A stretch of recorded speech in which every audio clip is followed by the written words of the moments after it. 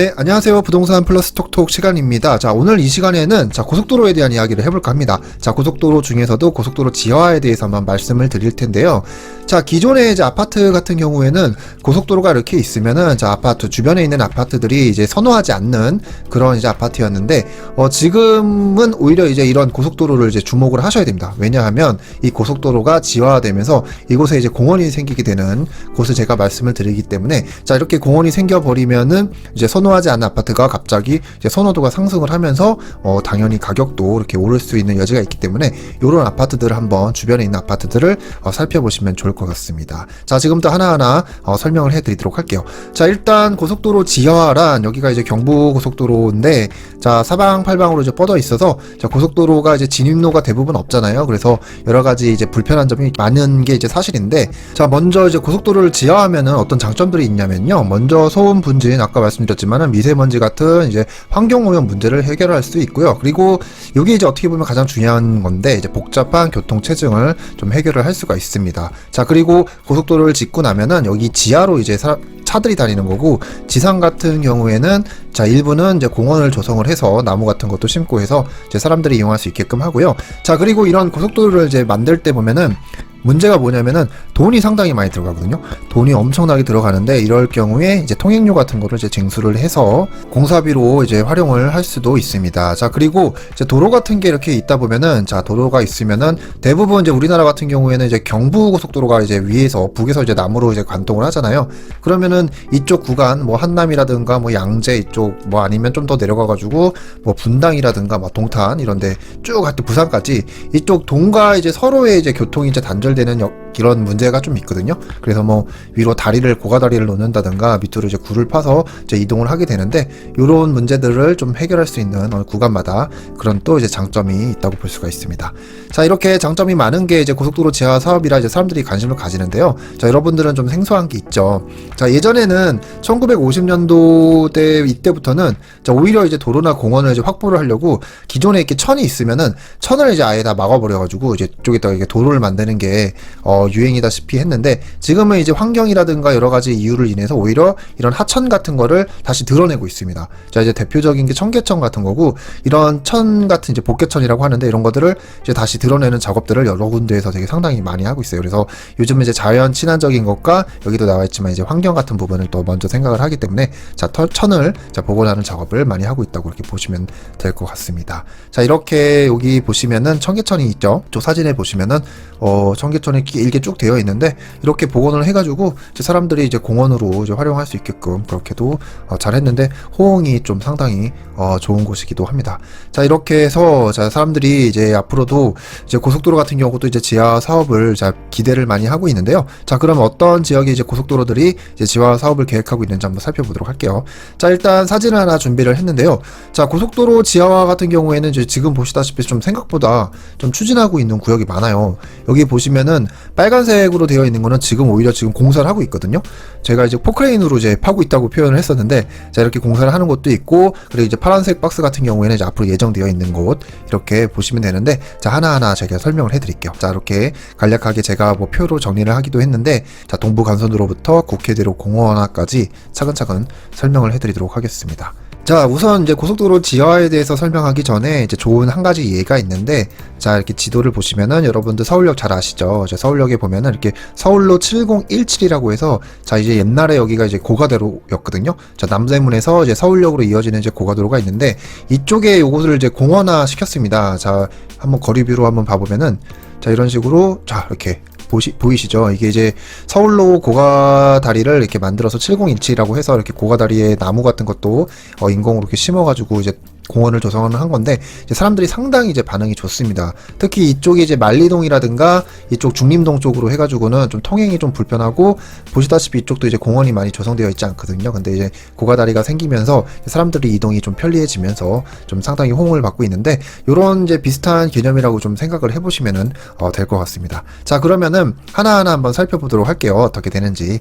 자, 첫 번째는 동부간선도로 이야기를 좀 해볼 텐데요. 자, 동부간선도로 같은 경우에는 서울을 이제 북에서 이제 남으로 이제 관통하는 이렇게 모양으로 그런 도로라고 볼 수 있는데, 여기도 이제 일부 구간 같은 경우에는 이제 상당히 이제 정체가 좀 많이 심한 곳이에요. 여기 보시면 도로가 이렇게 되어 있는데, 여기는 이제 중랑천을 이제 따라서 이제 도로가 양쪽으로 좀 되어 있는데, 이거를 이렇게 옆에 보시면 이런 식으로 이제 공원으로 이제 조성을 하는 겁니다. 길은 이제 밑으로 들어가고.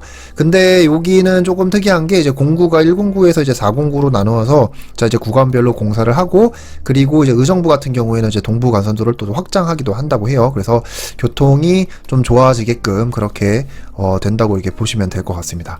자, 동부 간선도로 같은 경우는 자 이렇게 보시면 생각보다 길어요. 긴데 이게 또 이제 포인트가, 이 길을 쭉 일부 구간들을 이제 그 지하를 만든 다음에 최종 목표는 이쪽 삼성부터 이제 대치까지 이쪽 코엑스 라인이잖아요. 여기가 이제 마이스 산업이 이제 되는 곳이기도 한데, 이쪽마저도 이제 지하를 한다는 그런 또 계획이 있습니다. 그래서 상당히 이제 교통의 흐름이 좋아질 거라고 기대를 모으고 있는 곳입니다.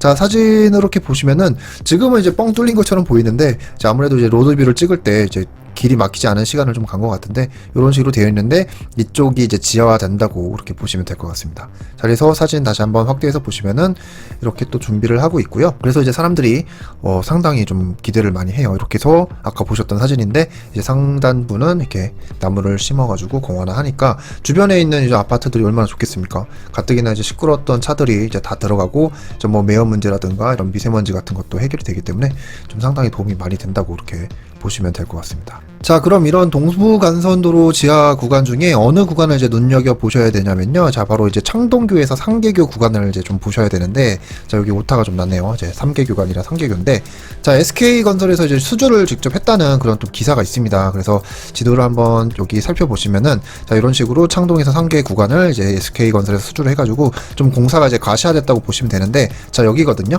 여기 이렇게 보시면은 이쪽 위쪽이 여기가 이제 바로 상계교고, 아래쪽이 이제 창계교라고 이렇게 보시면 되는데, 이쪽 주변이 굳이 이제 구간이 이제 보시면은 이렇게 지화가 되는 거예요. 지화가 되는데, 굳이 여기가 이제 지하화 뿐만 아니라 아시다시피 창동역 같은 경우에는 GTX가 예정되어 있고, 그리고 이제 노원역 주변에 이제 도봉 운전면허 시험장 같은 경우에는 뭐 의료 클러스터 뭐 사업 같은 거 들어온다고 하고, 그리고 이쪽에는 뭐 보시면은 이제 서울 아레나라고 해가지고 이제 공연장 같은 것도 들어오고, 상당히 이쪽에 호재가 많습니다.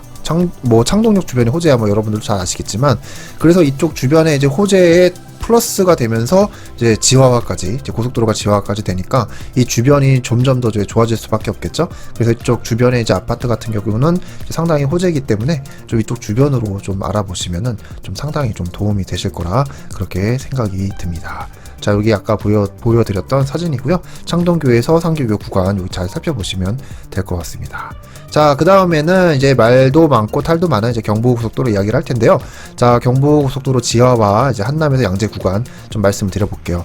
자, 한남에서 양재 구간은 여기도 이제 좀 뻘겋게 이제 표시가 되어 있는데, 자, 왜 빨갛겠습니까? 여기가 이제 길이 막히고 있다는 얘기인데, 자, 한남 IC에서 자, 양재 IC까지 이 구간을 자 이제 지하화를 한다고 해요. 그래서 이쪽은 이제 방음벽으로 이제 쫙 둘러싸여 있거든요.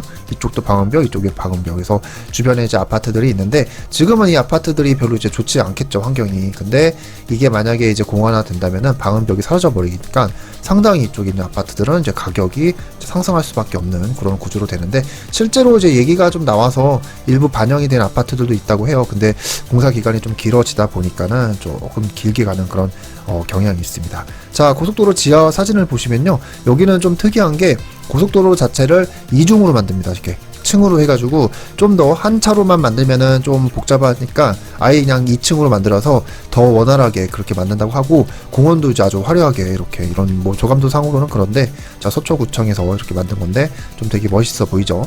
그런데 이제 여기가 이제 문제가 뭐냐면은 아까 말씀드렸지만 공사비가 이제 3조 3천억이 든다고 이제 예상을 하는데 상당히 많이 들어갑니다. 근데 이제 이쪽에서 이제 주장하는 거는 공사비가 3조가 들더라도 우리는 이제 5조를 이제 확보할 수 있다 그렇게 얘기를 하는데, 요거는 어떻게 확보를 한다고 얘기를 하냐면, 여기 보시면 IC들이 있잖아요. 여기가 이제 잠원 IC, 반포 IC, 서초 IC가 있는데, IC가 이제 나들목이라서 이제 차들이 들어갈 때 차가 이제 바로 들어가지 않고 이렇게 원형으로 이렇게 들어가다 보니까 이쪽에 공간이 되게 많거든요. 그래서 이쪽 공간에다가 뭐 아파트 같은 거를 짓다든가 아니면 부지를 매각을 해서 이제 돈을 확보를 하는데, 그 돈들이 이제 5조 정도를 또 확보를 할 수 있다. 아무래도 이제 서울이고 하다 보니까 중심부니까 이제 땅값 같은 게 비싸다 보니까 이렇게 좀 확보를 할 수 있다. 그렇게 좀 얘기를 하는 것 같습니다. 그리고 이제 조은희 서울구청장 같은 경우에는 이쪽에다가 그냥 뭐 공원만 지는 게 아니라 청년주택 같은 거를 이렇게 공급을 한다고 해요. 15,000원 얘기도 나왔고, 그리고 이제 박영선 후보 같은 경우에는 이제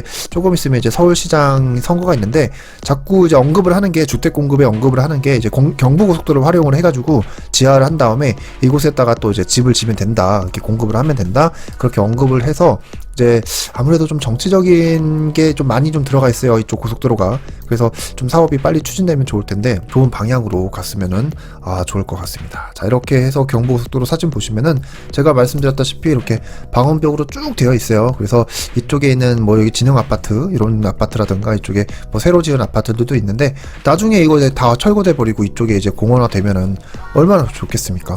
그래서 주변에 있는 아파트들이 실제로도 가격이 많이 올랐기 때문에 좀 사람들이 이제 상당히 기대를 하고 있다고 그렇게 보시면 될 것 같습니다. 자, 제가 말씀드렸던 뭐 3조 3천억 사업비 얘기도 이렇게 되어 있고, 자, 요게 이제 아까 말씀드렸다시피 이제 박영선 후보가 이제 경부고속도로 이제 지하화하자 하면서 이쪽 위에다가 뭐 집을 짓겠다, 주택을 공급할 수 있는 부지가 나온다, 그렇게 또 얘기를 하는데, 자, 여기는 이제 수직정원 도시 조감도로라고 되어 있는데 진짜 멋있네요. 이제 구간 뭐 단조로운 공원이 아니라 이런 식으로 좀 멋있는 공원도 이렇게 만든다고 이렇게 예상을 하고 있나 봐요. 그래서 이런데 주변에 있는 아파트들은 정말 엄청난 호재라고 그렇게 보시면 될 것 같습니다.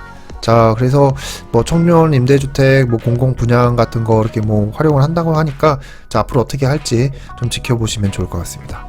자, 이번에는 세 번째인데, 자, 경부고속도로가 지금은 이제 양재에서 한남 구간은 제가 조금 시간이 좀 더디게 걸릴 거라고 말씀을 드렸는데, 실제로 지금 이제 지하화하는 구간이 있습니다. 공사를 하는 구간이 있어요. 거기가 이제 바로 이제 동탄인데, 동탄 이제 분기점에서 기흥 동탄 IC 구간이 지금 이제 실제로 공사를 하고 있거든요. 여기 이렇게 보시면은 사진으로, 자, 경부고속도로 같은 경우 이쪽이 이제 동탄 신도시가 있는데, 이쪽이 1동탄이고 이쪽이 2동탄인데 경부고속도로가 여기를 막고 있습니다. 그래서 이쪽으로 다니기가 조금 복잡하게 되는데, 일단 여기 고속도로가 이렇게 좀 굽어 있다고 해요. 이거를 지금 현재는 일단 먼저 직선화 작업을 이제 하고 있고요. 자, 공사를 하고 있고, 그 다음에 이쪽이 이제 구간 1.2km 구간은 자, 지하화를 또 하고 있다고 합니다. 이쪽이 뭐 어디냐면은, 자, 이제 광역 비즈니스 콤플렉스라고 해서 이제 광비콤이라고 하는 곳인데, 자, 동탄역을 중심으로 해서 이쪽을 이제 산업으로 이제 발전하는 이제 막 여러 가지 막 이쪽이 뭐 지식산업센터라든가 막 이제 많은 회사들이 이제 모여 있는 곳인데, 이쪽 여울공원 쪽으로 해서 이제 통행이 자유롭게 될 수 있게끔 그렇게 1.2km를 이제 구간을 자, 지하화한다는 작업을 실제로 하고 있습니다.